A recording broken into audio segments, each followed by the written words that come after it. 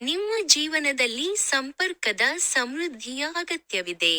ಈ ಅರಿವಿನಿಂದ ಎಚ್ಚರಗೊಳ್ಳಲು ನೀವು ನಿಧಾನ ಮತ್ತು ಶಾಂತತೆಯನ್ನು ಬಯಸುತ್ತದೆ. ಬೇಡಿಕೆಗಳನ್ನು ಪೂರೈಸಲು ಆತುರಪಡುವುದು. ಕೆಲವು ಭಾವನೆಗಳನ್ನು ಮುಚ್ಚುವುದು ಮತ್ತು ಇನ್ನೂ ಹೆಚ್ಚಿನವುಗಳು ಈ ವಿಷಯದಲ್ಲಿ ನಿಮಗೆ ಸಹಾಯ ಮಾಡುವುದಿಲ್ಲ. ಒಂದು ಅಥವಾ ಹೆಚ್ಚಿನ ಸಂಬಂಧಗಳು ನಿಮಗೆ ಅಸಹನೀಯವಾಗಿದ್ದರೆ, ಇದು ನಿಮ್ಮ ಆಂತರಿಕ ಕುಸಿತ ಸಂಭವಿಸುತ್ತಿದೆ ಎಂಬುದರ ಸಂಕೇತವಾಗಿದೆ. ಸಹಜವಾಗಿ, ನಿಮ್ಮ ಹಿಂದಿನ ಕರಗುವಿಕೆಗಳನ್ನು ತಳ್ಳಿಹಾಕುವುದು ಪ್ರತಿಕೂಲ ಪರಿಣಾಮವನ್ನು ಸಂಗ್ರಹಿಸಿದೆ. ನೀವು ನಿಮ್ಮನ್ನು ಚೆನ್ನಾಗಿ ತಿಳಿದಿದ್ದೀರಿ ಎಂದು ನೀವು ಭಾವಿಸಿದರು. ನಿಮ್ಮ ಸುಳ್ಳು ಪಾತ್ರಗಳು ನಿಮ್ಮ ಸತ್ಯಾಸತ್ಯತೆ ಅಥವಾ ನಿಜವಾದ ಸ್ವಭಾವವನ್ನು ಸುಪ್ತವಾಗಿ ಬಳಸಿಕೊಳ್ಳುತ್ತಿವೆ, ದೀರ್ಘಕಾಲದವರೆಗೆ ನಕಾರಾತ್ಮಕತೆಯನ್ನು ಹೆಚ್ಚಿಸುತ್ತಿವೆ. ಇದು ನಿಜಕ್ಕೂ ಸಂಕೀರ್ಣವಾಗಿದೆ. ಪ್ರಾರಂಭಿಸಲು ನೀವು ನಿಮ್ಮ ಉದ್ದೇಶ, ಭಾವನೆ, ನಂಬಿಕೆ, ಸಂಸ್ಕೃತಿ, ತೀರ್ಪು ಮತ್ತು ಪ್ರತಿಕ್ರಿಯೆಗೆ ಹೆಚ್ಚಿನ ಗಮನ ನೀಡಬೇಕು. ಈ ಸ್ವಯಂ ಅರಿವು ನಿಮ್ಮ ಗ್ರಹಿಕೆ ಮತ್ತು ದೃಷ್ಟಿಕೋನವನ್ನು ವಿಸ್ತರಿಸಬಹುದು. ಜೀವನದಲ್ಲಿ ಅದ್ಭುತವಾದ ವಿಷಯಗಳು ಹೇಗೆ ಸಂಭವಿಸಬೇಕು ಎಂಬುದರ ಮೇಲೆ ನಿಮ್ಮ ಆಲೋಚನಾ ವಿಧಾನವು ಮಿತಿಗೊಳಿಸುತ್ತದೆ. ಈ ಮನಸ್ಥಿತಿಯ ಹೊರಗೆ ಬೀಳುವ ಯಾವುದೇ ವಿಷಯ, ನೀವು ಅತೃಪ್ತಿ ಅಥವಾ ಉತ್ಸಾಹವಿಲ್ಲದವರಾಗಿ ಭಾವಿಸುತ್ತೀರಿ. ಇದಲ್ಲದೆ, ಉತ್ತಮ ಜೀವನದ ನಿಮ್ಮ ಕಲ್ಪನೆಯು ಬಲವಾದ ವಿಧಾನವಾಗಿದೆ ಏಕೆಂದರೆ ನೀವು ಜನರಿಗೆ ಸಹ ಅದೇ ರೀತಿ ಬಯಸುತ್ತೀರಿ. ಅವಾಸ್ತವಿಕವಾಗಿದ್ದರೂ, ನೀವು ಪ್ರಾಮಾಣಿಕತೆಯನ್ನು ದೂರ ತಳ್ಳುತ್ತೀರಿ. ಸಂಘರ್ಷವನ್ನು ಸೃಷ್ಟಿಸುತ್ತೀರಿ ಅಥವಾ ವೈಯಕ್ತಿಕ ಆಯ್ಕೆಯನ್ನು ತಿರಸ್ಕರಿಸುತ್ತೀರಿ. ನಿಮ್ಮನ್ನು ಮತ್ತು ಇತರರನ್ನು ಕಂಡೀಷನಿಂಗ್ಗೆ ಹೊಂದಿಸಿಕೊಳ್ಳುವುದರಿಂದ ಸಾಮರಸ್ಯ ಮತ್ತು ಶಾಶ್ವತ ಪ್ರೀತಿ ಇರುವುದಿಲ್ಲ. ಈ ಸಮಸ್ಯೆಯನ್ನು ಸರಿಪಡಿಸುವುದು ಎಂದರೆ ನಿಮ್ಮ ಕಲ್ಪನೆಯನ್ನು ಬಿಟ್ಟುಬಿಡುವುದು. ನಿಮ್ಮನ್ನು ಒಳಗೊಂಡಂತೆ ಎಲ್ಲರಿಗೂ ಒಬ್ಬರ ಪ್ರತ್ಯೇಕತೆ ಮತ್ತು ಅಭಿವ್ಯಕ್ತಿಯನ್ನು ಆರೋಗ್ಯಕರವಾಗಿ ಅನ್ವೇಷಿಸಲು ಸಾಕಷ್ಟು ಸ್ಥಳಾವಕಾಶ ನೀಡಬೇಕು. ಗುಣಪಡಿಸುವ ಶಕ್ತಿಯಿಂದ ನಿಮಗೆ ಆಶೀರ್ವಾದವನ್ನು ನೀಡಲಾಗುತ್ತದೆ. ನೀವು ಈಗಾಗಲೇ ಏನನ್ನಾದರೂ ಅನುಭವಿಸಿರಬಹುದು ಆದರೆ ಅದನ್ನು ತಿರಸ್ಕರಿಸಿದ್ದೀರಿ. ನೀವು ಅವುಗಳನ್ನು ಸ್ವೀಕರಿಸಲು ಸಿದ್ಧರಿರುವಾಗ, ವಿಶೇಷವಾಗಿ ಆಧ್ಯಾತ್ಮಿಕ ರೀತಿಯ ಅದ್ಭುತವಾದ ವಿಷಯಗಳು ಸಂಭವಿಸುತ್ತವೆ ಎಂದು ತಿಳಿಯಿರಿ. ನಿಮ್ಮ ಆತ್ಮವನ್ನು ಗುಣಪಡಿಸಲು ನಿಮಗೆ ಹೆಚ್ಚಿನ ಕರೆ ಇದೆ ಎಂದು ನಿಮ್ಮೊಳಗಿನ ಆಳದಲ್ಲಿ ತಿಳಿದಿದೆ. ನೀವು ಚಿಕ್ಕವರಿದ್ದಾಗ, ನಿಮ್ಮ ಪ್ರಸ್ತುತ ಜೀವನದ ಮೇಲೆ ಅದರ ಪ್ರಕ್ಷೇಪಣವನ್ನು ನಿಲ್ಲಿಸಲು ಸರಿಯಾದ ಮುಚ್ಚುವಿಕೆಯ ಅಗತ್ಯವಿರುವ ಭಾವನಾತ್ಮಕ ಆಘಾತವನ್ನು ನೀವು ಹೊಂದಿರಬಹುದು. ಭಯ ಮತ್ತು ಕೋಪದಲ್ಲಿ ಸಿಲುಕಿಕೊಂಡು, ಗುಣಪಡಿಸುವಿಕೆಯನ್ನು ವಿಳಂಬಗೊಳಿಸಲು ಇನ್ನು ಮುಂದೆ ನಿಮ್ಮನ್ನು ಬಲಿಪಶುವನ್ನಾಗಿ ಮಾಡಿಕೊಳ್ಳಬೇಡಿ. ಹೆಚ್ಚುವರಿಯಾಗಿ, ನಿಮ್ಮ ಆಂತರಿಕ ಬೆಳಕು ನಿಮ್ಮನ್ನು ಕ್ಷಮಿಸಲು ಮಾರ್ಗದರ್ಶನ ನೀಡಲಿ. ಈ ಉಳಿದ ಜೀವಿತಾವಧಿಯಲ್ಲಿ ನಿಮ್ಮ ಆಂತರಿಕ ಭಾವನೆಗಳನ್ನು ನೀವು ನಿರ್ಲಕ್ಷಿಸಲು ಸಾಧ್ಯವಿಲ್ಲ. ಆತ್ಮ ಗುಣಪಡಿಸುವಿಕೆಯು ನಕಾರಾತ್ಮಕ ಭಾವನೆಗಳನ್ನು ಬಿಡುಗಡೆ ಮಾಡುವಾಗ ಆರೋಗ್ಯಕರ ಭಾವನೆಗಳನ್ನು ಆರಿಸಿಕೊಳ್ಳುವುದರ ಬಗ್ಗೆ. ದುರದೃಷ್ಟವಶಾತ್, ನೀವು ನಿಮ್ಮ ಆತ್ಮದ ದೈಹಿಕ ಆರೋಗ್ಯದಲ್ಲಿ ಸಿಲುಕಿಕೊಳ್ಳುತ್ತೀರಿ, ಅದು ತಿಳಿದಿರುವುದನ್ನು ಮೀರಿ ಹೋಗುವ ನಿಮ್ಮ ಸಾಮರ್ಥ್ಯವನ್ನು ಸೀಮಿತಗೊಳಿಸಿದೆ. ಇದು ಜೀವನ ಎಂದರೇನು ಎಂಬ ಕಲ್ಪನೆಯ ಮೇಲೆ ಬಾಹ್ಯ ಜೀವನವು ಪ್ರಭಾವ ಬೀರುವುದರಿಂದ ಉಂಟಾಗುತ್ತದೆ.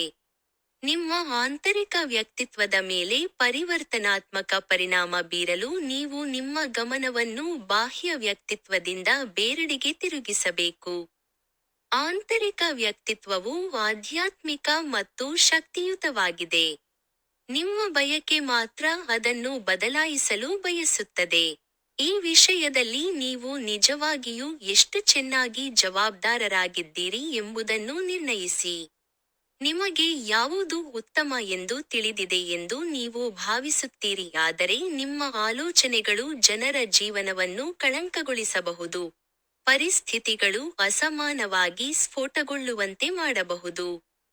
ಈ ರೀತಿಯಲ್ಲಿ ತೊಡಗಿಸಿಕೊಂಡರೆ, ನಿಮ್ಮ ಕಾಳಜಿಯುಳ್ಳ ಸ್ವಭಾವವು ಮೋಸಗೊಳಿಸುತ್ತದೆ. ಇದು ನಿಮ್ಮ ಆಂತರಿಕ ಸ್ಥಳವು ಇನ್ನೂ ಭಯ, ಆತಂಕ, ಆಕ್ರಮಣಶೀಲತೆ ಮತ್ತು ಖಿನ್ನತೆಯನ್ನು ಹಿಡಿದಿಟ್ಟುಕೊಂಡಿರುವ ಒಂದು ಅಥವಾ ಹೆಚ್ಚಿನ ಹಿಂದಿನ ಗಾಯಗಳಿಂದ ಪರಿಹರಿಸಲಾಗದ ಕತ್ತಲೆಯಿಂದಾಗಿ.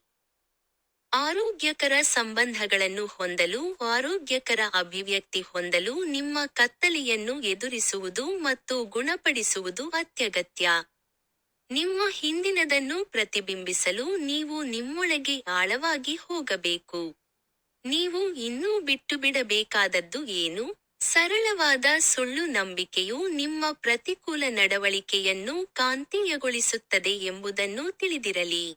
ನಿಮ್ಮ ವರ್ತನೆ ನಿಮ್ಮ ಸ್ವಯಂ ಅಭಿವ್ಯಕ್ತಿಯಲ್ಲಿ ಪ್ರಕ್ಷೇಪಿಸುತ್ತದೆ.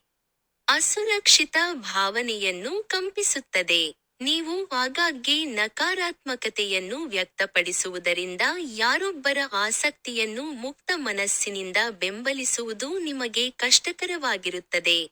ಈ ಆಧಾರವಾಗಿರುವ ಸಮಸ್ಯೆಯೊಂದಿಗೆ ನೀವು ನಿಮ್ಮ ಮಾತಿಗೆ ಗಮನ ಕೊಡಬೇಕು. ನೀವು ಅನುಭವಿಸಿದ ಕಷ್ಟ ಅಥವಾ ನಿಂದನೆಯು ಬೇರೆಯವರನ್ನು ನಿರ್ಣಯಿಸಲು ಒಂದು ನಿರ್ದಿಷ್ಟ ಸನ್ನಿವೇಶದ ಪ್ರತಿಕ್ರಿಯೆಯನ್ನು ಉಂಟುಮಾಡಬಹುದು. ಅದು ನಿಮ್ಮ ಮೇಲೆ ಹೇಗೆ ಪರಿಣಾಮ ಬೀರಿದೆ ಎಂದು ನೀವು ಅರಿತುಕೊಂಡ ನಂತರ ನೀವು ಈ ನೋವನ್ನು ಸಂಪೂರ್ಣವಾಗಿ ಗುಣಪಡಿಸಬಹುದು. ನಿಮ್ಮ ಅಹಿತಕರ ಭೂತಕಾಲವು ಅಭ್ಯಾಸದ ಮಾದರಿಯಾಗಿರಬೇಕಾಗಿಲ್ಲ. ನಿಮ್ಮ ಮನಸ್ಸಿನಲ್ಲಿ ನಿಮ್ಮ ಹಿಂದಿನ ಮತ್ತು ಹಿಂದಿನ ಜೀವನದ ಬಲವಾದ ಮಾದರಿ ಕಾರ್ಯನಿರ್ವಹಿಸುತ್ತಿದೆ. ನಿಮ್ಮ ಆತ್ಮವು ನಿಮಗೆ ನೆನಪಿಲ್ಲದಷ್ಟು ಹೆಚ್ಚಿನದನ್ನು ಅನುಭವಿಸಿರುವುದರಿಂದ ನೀವು ನಿಮ್ಮನ್ನು ಆತ್ಮಮಟ್ಟದಲ್ಲಿ ಗ್ರಹಿಸಬೇಕು. ನೆನಪಿನ ಕೊರತೆಯ ಹೊರತಾಗಿಯೂ ಅದರ ಅರ್ಥವನ್ನು ಅರ್ಥಮಾಡಿಕೊಳ್ಳಲು ನೀವು ಪ್ರತಿಯೊಂದು ಪರಿಚಿತ ಸಂವೇದನೆಯನ್ನು ಆಳವಾಗಿ ಅನುಭವಿಸಬಹುದು. ದುರದೃಷ್ಟವಶಾತ್, ನೀವು ಪ್ರಸ್ತುತ ಜೀವನದಲ್ಲಿ ಸಿಲುಕಿಕೊಳ್ಳುತ್ತೀರಿ. ಬಹುಶಃ ನೀವು ಆತ್ಮ ಅವತಾರದಲ್ಲಿ ನಿರಾಸಕ್ತಿ ಹೊಂದಿರಬಹುದು. ನಿಮ್ಮ ಹಳೆಯ ನಂಬಿಕೆಯನ್ನು ಬಿಟ್ಟುಬಿಡುವುದು ಮತ್ತು ನಿಮ್ಮ ದೃಷ್ಟಿಕೋನವನ್ನು ವಿಸ್ತರಿಸುವುದು ನೀವು ಪ್ರತಿದಿನ ನಿಮ್ಮನ್ನು ಸವಾಲು ಮಾಡಿಕೊಳ್ಳಬೇಕಾದ ವಿಷಯ. ನಿಮಗೆ ಒಳಗಿನ ಭಾವನೆ ಇದೆ ಆದರೆ ನಿಮಗೆ ಪ್ರಯೋಜನವಾಗುವಂತೆ ಅದನ್ನು ಕಡಿಮೆ ಬಳಸಿಕೊಳ್ಳುತ್ತೀರಿ. ಭಯ ಮತ್ತು ತೀರ್ಪು ನಿಮ್ಮ ಜೀವನವನ್ನು ಹೊಳಪು ಮತ್ತು ಪೂರ್ಣತೆಗೆ ಬದುಕಲು ನಿಮ್ಮನ್ನು ತಡೆಹಿಡಿಯುವುದರಿಂದ ಇದು ಸಂಭವಿಸುತ್ತದೆ. ಈ ಪ್ರತಿಕೂಲವಾದ ಬಾಂಧವ್ಯಗಳನ್ನು ಬಿಡುವುದು ಆತ್ಮ ಪ್ರಯಾಣವನ್ನು ಪ್ರಾರಂಭಿಸಲು ನಿಮ್ಮ ಹೆಬ್ಬಾಗಿಲು.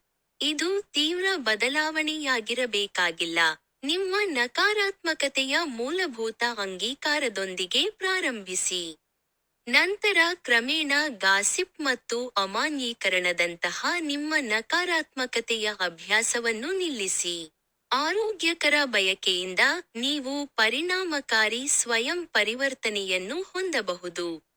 ಸಣ್ಣ ಹೆಜ್ಜೆಗಳು ಸ್ವಯಂ ಚೇತರಿಕೆ ಮತ್ತು ಸ್ವಯಂ ಅನ್ವೇಷಣೆಗೆ ಬಹಳ ದೂರ ಹೋಗುತ್ತವೆ. ಆದ್ದರಿಂದ ಸತ್ಯವನ್ನು ಬೆಳಕಿಗೆ ಮತ್ತು ಕತ್ತಲೆಯಿಂದ ದೂರವಿರಿ.